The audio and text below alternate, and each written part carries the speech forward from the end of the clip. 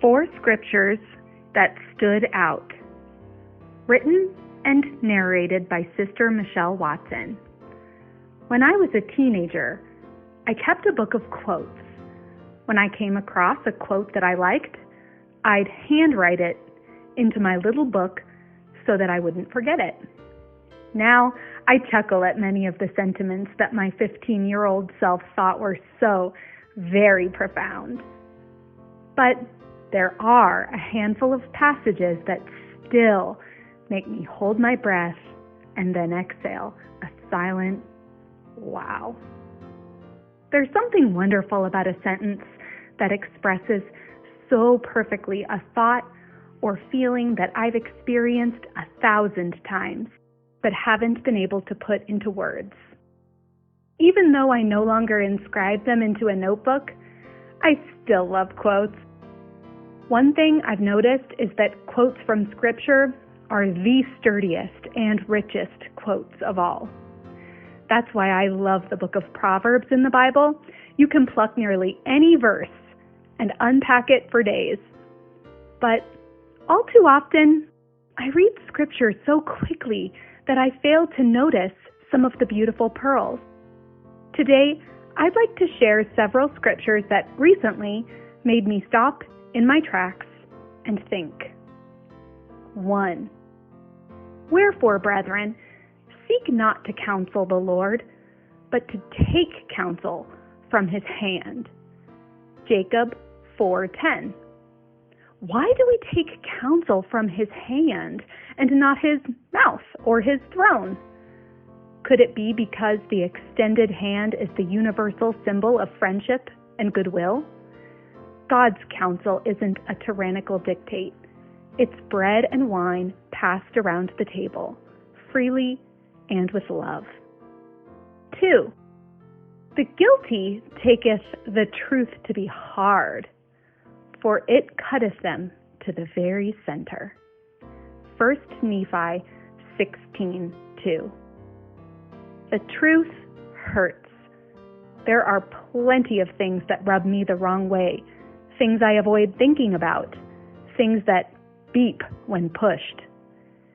Inside those cuts and wounds, is there any truth to be found?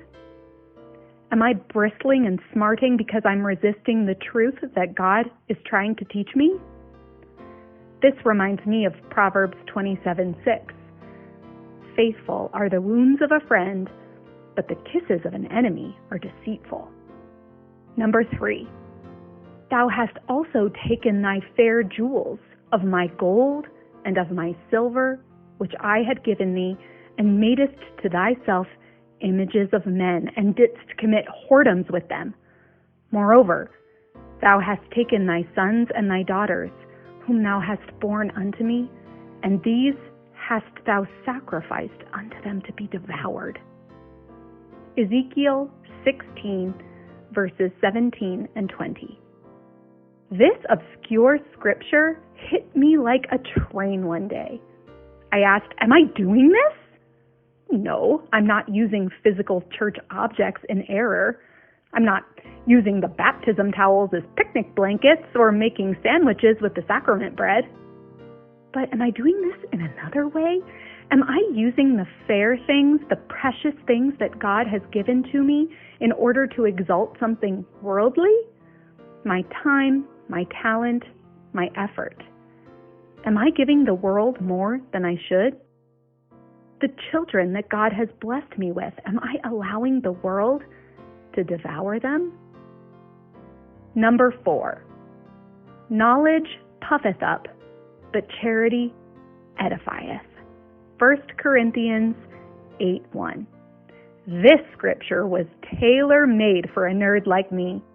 Knowledge isn't bad, but like a glass of milk on the kitchen counter, it can spoil when it's left out of its proper place for too long.